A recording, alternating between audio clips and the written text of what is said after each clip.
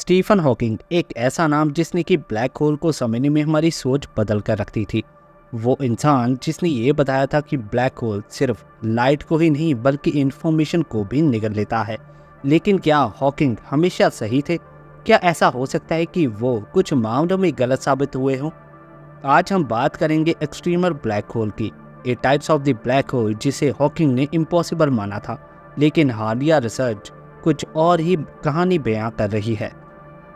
Hawking की theory के मुताबिक ब्लैक होल अपनी मैक्सिमम एंट्रोपी तक पहुंचते ही एवेपोरेट होने लगते हैं, यानी धीरे धीरे अपनी एनर्जी खोते जाते हैं। लेकिन एक्सट्रीमर ब्लैक होल का मामला कुछ अलग है।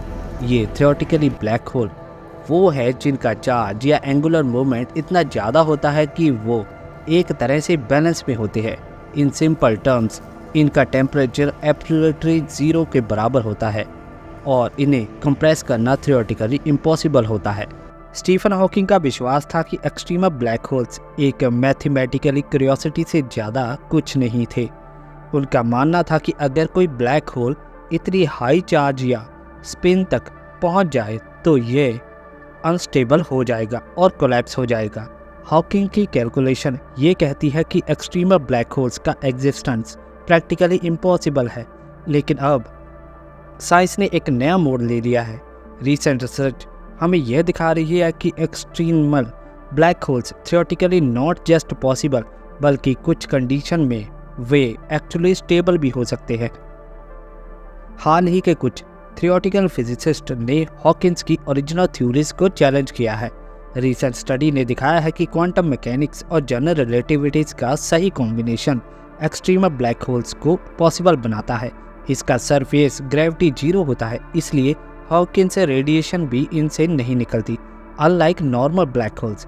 जिन साइंटिस्ट्स ने इस पर काम किया है उनका कहना है कि हॉकिंस थ्योरीज सिर्फ नॉन एक्सट्रीमल ब्लैक होल्स के लिए ही लागू होती है और एक्सट्रीमल ब्लैक होल्स के बिहेवियर को समझने के लिए हमें कुछ नए फिजिक्स के लॉ की समझने की ज़रूरत है। अगर एक्सट्रीमर ब्लैक होल्स वाकई में एग्जिस्ट करते हैं तो ये वाकई हमारी current understanding of the universe को पूरी तरह से बदल कर रख सकते हैं।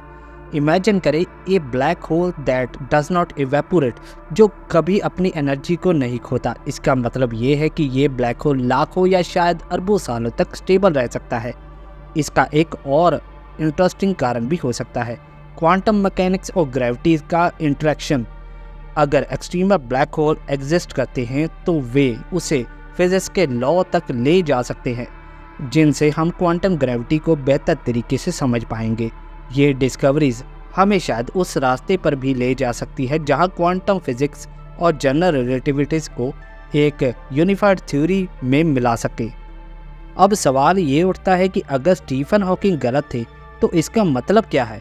इसका मतलब ये नहीं है कि स्टीफन हॉकिंग की सारी थ्योरीज ही गलत थी, बल्कि ये साइंस हमेशा इवॉल्व होती रहती है। स्टीफन हॉकिंग ने हमें ब्लैक होल्स के बारे में जो जानकारी दी वो आज भी सही है, लेकिन एक्सट्रीमर ब्लैक होल्स जैसे कि रेयर केसेस में हमें ये सिखाते हैं कि यूनिवर्स हमेशा कुछ नया दिखाने के लिए तैयार रहता है। इसका मतलब ये है कि हमें हमेशा ओपन माइंडेड ही रहना चाहिए और यूनिवर्स की मिस्ट्रीज़ को एक्सप्लोर करते रहना चाहिए। साइंस की सबसे बड़ी खासियत यही है कि ये कभी भी फाइनल आंसर नहीं देती, ये हमें एक नए सवाल पूछने के लिए प्रेरित करती रहती है। स्टीफन हॉकिंग ने हमें ब्लैक होल्स के बारे में एक नई अंडरस्टैंडिंग दी है, लेकिन अब एक्सट्रीमर ब्लैक होल्स हमें एक और नए लेवल पर सोचने के लिए मजबूर कर रहे हैं। ये सवाल उठाते हैं कि क्या हम यूनिवर्स के उन कॉर्नर्स तक पहुंच सकते हैं जिन्हें हम अभी तक समझ भी नहीं पाए हैं। शायद एक्सट्रीमर ब्लैक होल ही वो की हो सकते हैं जो हमें यूनिवर्स के सबसे बड़े रहस्यों तक ले जा सकते हैं। अगर आपको ये वीडियो पसंद आई हो तो इसे लाइक करें, अपने दोस्तों के साथ शेयर करें और हमारे इस चैनल को सब्सक्राइब करके जरूर जाइएगा। और ऐसे ही माइंड ब्लोइंग साइंस टॉपिक पर वीडियोस देखने के लिए हमारे साथ बने रहें।